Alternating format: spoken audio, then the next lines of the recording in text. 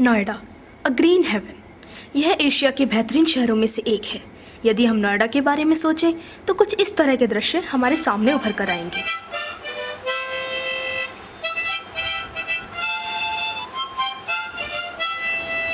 पर क्या यह जगह वास्तव में ऐसी ही है जैसा कि हम इसे देख रहे हैं? क्या यहाँ पर लगे सभी पेड़ एक समान हरे भरे हैं? शायद नहीं। यह भी नोएडा का ही एक रूप है। ऐसे लगभग 80 गांव इस विकसित नगर में स्थित हैं। किंतु यदि हम नोएडा के गांव की तुलना यहाँ के विकसित सेक्टरों से करें तो पाते हैं कि शिक्षा, तकनीक एवं विकास के क्षेत्र में अभी भी 2 ध्रुवों का फासला है। क्योंकि गांव में रहने वाले लोग जो कि भारत के विभिन्न भागों से पलायन करके रोजगार की तलाश में आते हैं, इन्हें अपने परिवार के पालन के लिए यहाँ रोजगार तो बहुत आसानी से मिल जाता है, लेकिन 2 जून रोटी की कीमत उनके बच्चों को अपनी शिक्षा से चुकानी पड़ती है।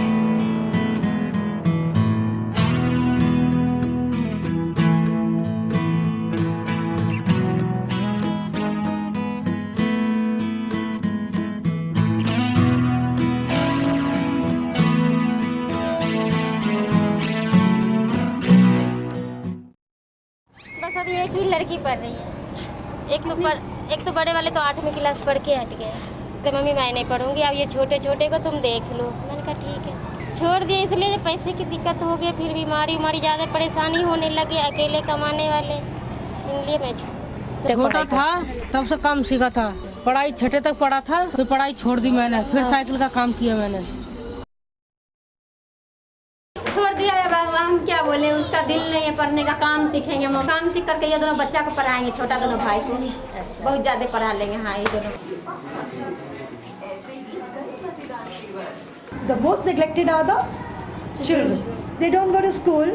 They may not be working presently, but ultimately what will happen? They will join the labor force because they don't have the formal school education.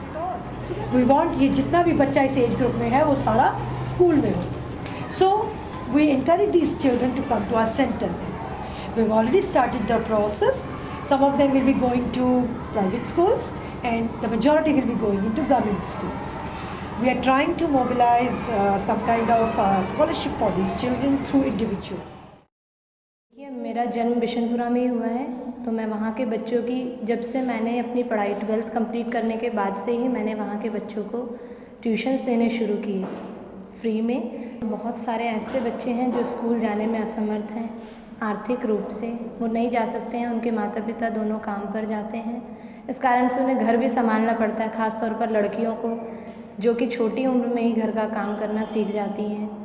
कुछ अपना छोटे वर्ग के हैं तो वो अपना काम संभालने में व्यस्त हैं, बच्चों पर ध्यान नहीं दे पाते हैं, उनकी पढ़ाई का तो उनके दिमाग में आता ही नहीं है। इस तरह के बच्चों को मैंने एक ग्रुप में लेकर उनको पढ़ाया है। यहाँ पे मेरी कज़न है, वो भी मेरे साथ इस काम में मेरी हेल्प करती है और बहुत अच्छी है। ये काम मुझे लगता है कि ये बहुत अच्छा है। मेरे को लगता है मेरे और उसके अलावा गाँव के और लोगों को भी, अगर जो पढ़ाने में समर्थ हैं, जो ये कर सकते हैं, उनको ज़रूर करना चाहिए। एजुकेशन में मेरे को लगता है कि अगर उनको अच्छी शिक्षा दी जाए, अवसर मिले, तो वो बच्चे कुछ ना कुछ कर सकते हैं। पढ़ना अच्छा लगता है, कंप्यूटर का काम करना चाहते हैं, बड़े स्कूल में जाएंगे, डॉक्टर बनना चाहते हैं।